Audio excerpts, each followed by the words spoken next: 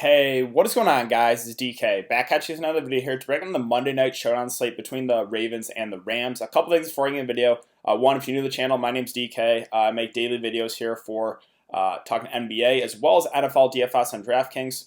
Also, I'm here to announce the winner of the weekly $20 PayPal giveaway. So the winner is Tatted Grizzly. Congrats on winning. Either hit me up in the YouTube comment section or you can hit me up on Twitter. I'll make sure to get you that $20 PayPal. And then this giveaway will roll on until next week as well. So this will continue on until next week. So how it works is all you have to do is leave a like and a comment in the video. That's one entry into the giveaway. Max one comment per video. I'll start with this video, go throughout the week. I'll end my Monday Night Showdown video next week. So however many videos I've uploaded for the week, you can enter the giveaway that many times. Say if I have 10 videos uploaded the week, you can enter the giveaway 10 times. And again, the winner receives $20 PayPal for myself. But with that out of the way, let's jump into the video. So before we get into the prices, let's look at the over-under and the spread, and then we can look at some snap counts as well. So this one right now is sitting at 47, so somewhat on the higher side. The Ravens are favored by 3.5 points. So let's take a look at the snap counts here for the Ravens first. So we got to take into consideration that that game last week was a blowout, so a lot of these snaps were a little bit skewed. Again, that's why Lamar didn't play the full game. Mark Ingram, though, like even in close games, he's never going to play more than like 50% of snaps or so. So that's always something to keep in mind. Gus Edwards, don't know if we can expect 40% again, but he's a guy that normally gets like 25 to 30% of the snaps. And then Justice Hill will usually get a little bit as well. As far as the wide receivers go, they limited to only 4 wide receivers in that last game with Willie Snead, Seth Roberts, Marquise Brown, and Miles Boykin. So that is something to note. Before that, they usually ran a lot of, they had 5 wide receivers that they did use. In that last game against Snead, played 58%. Seth Roberts played 64%. Marquise Brown played 53%. And Miles Boykin played 33%. So they do kind of spread out these snaps evenly among those receivers. So, again, that is something to note. The tight ends, Nick Boyle plays in like 75% of the snaps. He is more of a blocking tight end, but they have been utilizing him a bit in the passing game. Mark Andrews only put in 35%. I think we could partially take that into consideration for the blowout, and then Hayden Hurst about 42%. So the Ravens do like running 2 tight end sets a lot here. If we look at the Rams are a little bit more easy to break down because we know where the offense is coming from with them, right? It's, Gurley at the running back position with Malcolm Brown picked him up about 15 to 20% of snaps. As far as wide receivers go, so Robert Woods and Cooks missed that last game. They will both be back for this one. So I think, a guy like Josh Reynolds, somewhat pretty much out of play. Mike Thomas kind of out of play. So really, Kupp, Woods, and Cooks will play most of the game. That's what we saw here, early on in the season. All those guys are about like 90% of the snaps. As far as the tight ends go, so Gerald Everett surprisingly only played 25% of the snaps. I think he's coming back from a wrist injury, but that is something to note here. I'll have to dig more into that a bit more, but again, only playing 25% is a little bit surprising because he's been playing like 50 to 60 to 70%, somewhere in that range. Then Higbee played in 75%. But that's basically it for the snap count. So let's take a look at the prices here. So we got Lamar Jackson at 13.6K. I think that's the highest I've seen on a showdown slate this year. But it's for good reason, right? He's a quarterback and a running back, basically, right? He's the last 4 games on the ground, 116 yards, or last 5, let's say, 152, 116, 61, 65, and 79 yards. So he's got such a high floor. The matchup is pretty solid here against the Rams. Again, this is sitting at 47 over under, so there should be some points scored in this one. I think he's pretty safe with a bit of upside. So yeah, there's really not a whole lot of negative things to say about Lamar Jackson besides just the price tag. Mark Ingram at 10.2K, so this is probably where I will hop off. 10.2K just seems too much for a guy that's only going to be play 50% of the snaps. And the downside too is Lamar Jackson will keep it himself a lot. So I don't really get the price tag here. I will definitely fade at 10.2K. I know he had a good game. He had 2 touchdowns through the air. I think that's kind of an anomaly. So I think I will definitely be fading Mark Ingram here at 10.2K. Cooper Kupp at 9.8 is I think a pretty solid price for him. He had a back-to-back pretty bad games, right? No catches in the game against Pittsburgh, only 3 in the game against Chicago. But we know this is Cooper Kupp. Normally, he's a guy that will get targeted like double-digit times and can have huge upside games. So I think he actually goes a bit lower owned just because of recency bias, but that might be where I buy in. If I think Cooper Kupp's going to be that low owned, I would definitely take him there. So again, I'm definitely considering him, and if he goes as low owned as I think he might be, I'll definitely hop on. Now Mark Andrews at 9.2K, I don't know if I want to do it.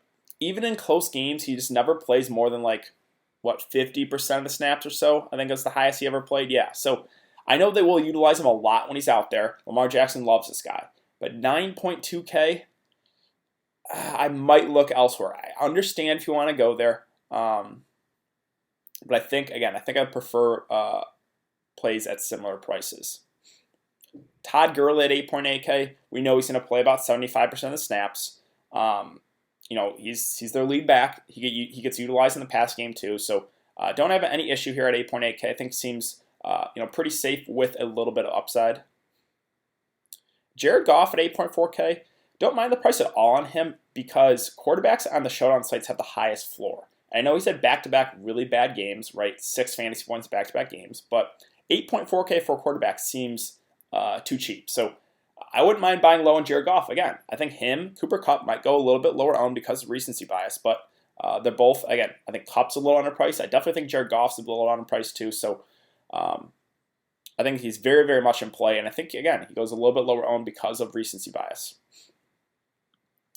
Now, Hollywood Brown here at 8K, he definitely has the most upside out of the Ravens receivers for sure. He has the most big play upside, but he's just, again, the snaps, they kind of spread him out, right? Like he played 53%, before that 40%, before that 57%. So, if he was playing like 80, 90% of snaps, then yeah, I would really like him. But the Ravens are just limiting him snaps. They're giving him the Boykin, Roberts, Willie Snead. No one's playing huge snaps on this team. So at 8K for a receiver, it seems like a little bit much. Now, I understand if you want to go there, he does have the big play upside. But I'm a one lineup guy, and I will probably be fading him at that price.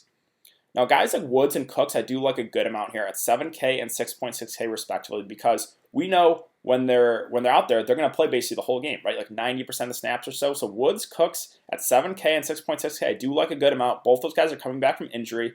Or Woods was a personal region. He wasn't even injured. So there's nothing really to worry about with that. I think Cooks had a concussion, I believe. Yes. And both are good to go. So I like the pricing in those guys a good amount just because we know they're going to be out there like the whole game. So I would pick Robert Woods and Brandon Cooks over a guy like Hollywood Brown. Let's see. The Ravens defense, both defenses are solid. The over-under 47, again, a little bit on the higher side. I don't have a strong take if you want to go either way with the defense. Normally on the showdown slates, unless it's like a really, really, really low over-under, I don't really consider them. But the Ravens defense has been great. So, I don't have a strong take. If you feel comfortable going with them, no issue with that. Now, Gerald Everett, it was the question mark, right? He only played like 25% of the snaps. Again, I think it was a wrist injury. So we'll see. I'm going to try to dig into that some more, see if I can find out some more information. But if he's going to continue to only play like 25% of the snaps, then he can't go there. My best guess is they bump back up because he was playing.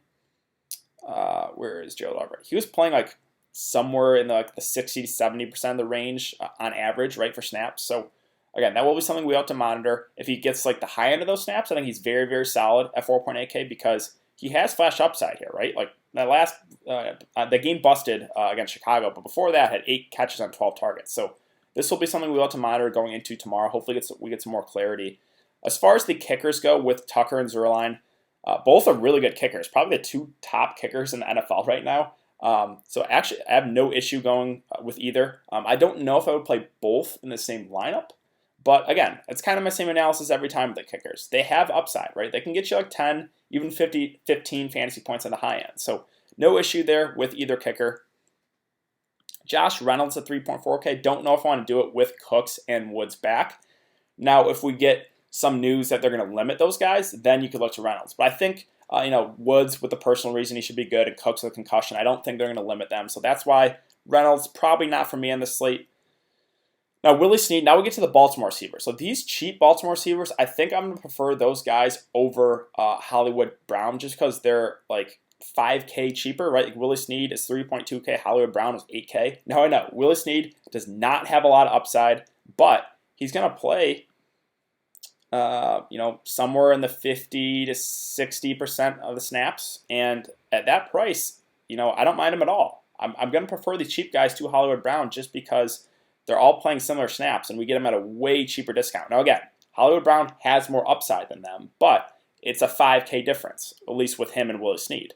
Nick Boyle's also intriguing here at 3K. He's more of a blocking tight end, but they've been utilizing him a decent amount in the passing game, right? 5 targets, 4 targets, 3 targets. Now, another guy that doesn't have huge upside, but you get, where does Mark Andrews price? Mark Andrews is 9.2 compared to Nick Boyle, who is 3K. So that's a 6K difference. And Nick Boyle is going to play like 75% of the snaps. Again, he doesn't have as much upside as Mark Andrews, but I think he can probably get you a couple catches, maybe lands in the end zone, and then he gets you there. So no issue with Boyle there either. I kind of like him because of the price of these guys. Rams defense at 2.8. Don't hate it, actually. Home defense, they've been okay. So I think I would prefer the Rams defense to the Ravens defense if I was going to pick one, just because about the 3K savings. Gus Edwards, he had a big game that last game. Again, it blew out, so I don't think we can expect that again. He had over 100 yards and 8 carries. And I think the ownership might go up on him, so that's probably why I will fade him for myself. Let's see, Malcolm Brown, again, going to play like 20 to 25% of the snaps. You got to hope he just gets a goal line carry. So that's more of a dart throw. Don't feel great about it. Miles Boykin at 1.6K. He's had, 3 straight games without a catch. So this would be a super, super buy low. But he's still out there a decent amount, right? 39, 45, 33% of snaps. So you're not going to feel great about it. But I think he's going to go super low owned. And at 1.6K, I don't hate the dart throw there. Seth Roberts, another one of those receivers for Baltimore. He played on 64% actually in the last game. They've been a bit up and down for him, right? 43, 38, 64%. But we know he'll at least be out there a decent amount. So at 1.2K, another guy that I think is at least worth a shot for for dart throw, because playing one or two of these cheap guys can open up to get guys like Lamar Jackson in your lineup and those other top guys. So that's why I think we got to consider these cheap guys here. Higbee, if they're going to continue to limit Gerald Everett, I think we can look to Higbee. Now, he definitely doesn't have as much upside as Gerald Everett, and if we get news that Everett's going to go back to normal snaps, I would 100% go Everett over Higbee. But if they're going to continue to limit Gerald Everett, Higbee, I think, is worth a dart throw, right? We have seen a little bit of upside with him early in the season. Hayden Hurst, another one of those Baltimore tight ends that, again, they love running 3 tight end sets. Boyle, Andrews, and Hurst, at least 2 of them out there almost the whole game, right? So they like utilizing 2 tight ends a lot. Hayden Hurst, another guy that doesn't have huge upside, but could probably get you a couple catches and maybe lands in the end zone. So at $800, don't hate that dart throw either. Again, I think I'm going to prefer these cheap guys, like the cheap tight ends for the Ravens with Boyle and Hayden Hurst. I think I'm going to prefer them to Mark Andrews just because of their prices, right? And then the same thing with those cheap receivers for Baltimore, like Snead, Seth Roberts, and Boykin. I think I'm going to prefer those guys to Hollywood Brown just because they're way, way cheaper. So I think that's basically it, though, for the for the prices on these guys. So let's talk about captains. Quarterbacks are normally, I don't consider them for the captain spot, but with Lamar Jackson and his rushing upside, I really like him as a captain spot. I think he's probably the safest option here on the slate. So again, if you're going to play him at the captain spot, definitely get some correlation, get 1 or 2 of his receivers in there. But yeah, I think Lamar Jackson is probably my favorite play in the captain spot just because the high floor and the high ceiling. Let's see, other options. Again, I don't think I'm going to be on Mark Ingram. Cooper Kupp intrigues me here at 14.74 if you're putting him at captain spot. I think he goes a lot lower owned just because of recency bias, but we know the upside's there. Mark Andrews, again, Mark Ingram, Hollywood Brown, I think I'm going to pass on. Gurley, don't hate it. I think he seems kind of safe. Jared Goff would be interesting as well. I think he goes a little bit lower owned. Cooks and Woods, I do like a decent amount too, just because, again, we know they're going to be out there like almost the whole game. So if you throw Cooks in the captain spot, then you got 8K remaining. You could throw like Lamar Jackson in there. You could almost get whoever else you want in there. So don't hate the idea of throwing Cooks in the captain spot or Woods, one of those 2 secondary Rams receivers. Gerald Everett, if he's not going to be limited, wouldn't hate that. And then one of the cheap options, right? I think you could get risky here and hope one of these guys get in the end zone with like Willie Snead, Boyle, Boykin, Seth Roberts. It's all those Ravens guys, Hayden Hurst, right? These are all like, you're not going to feel great about it, but let's just say, we throw Miles Boykin in there, right? He's had 3 straight games of no catches. But if you throw him in the captain spot, that's 9.5K remaining. Then we get, Lamar Jackson, get Cooper Kupp. You can almost get whoever else you want in there. So that's always a strategy too. So recapping again, I think the safe way to go is, Lamar Jackson in the captain spot. I think he has a high floor with a high ceiling. There's other options too, right? Like those Woods and Cooks, I kind of like. They're in the mid-range. Don't mind Cooper Kupp because I think he goes a bit lower owned. And then if you want to take a shot on those cheap guys, don't hate the idea there. But yeah, I think that's about it, guys. So if you have been enjoying the content, would really appreciate if you could like this video and subscribe. Again, if you want to get entered in the giveaway, all you have to do is have a like and a comment in the video. That's 1 entry in the giveaway. I will be back for another video to break down the Thursday Thanksgiving slate for NFL. If you guys are interested in NBA, I'm going to have my look at the 11-game NBA main slate up right after this, so be on the lookout for that. But thanks again for coming to check the video, guys, and I will see you later.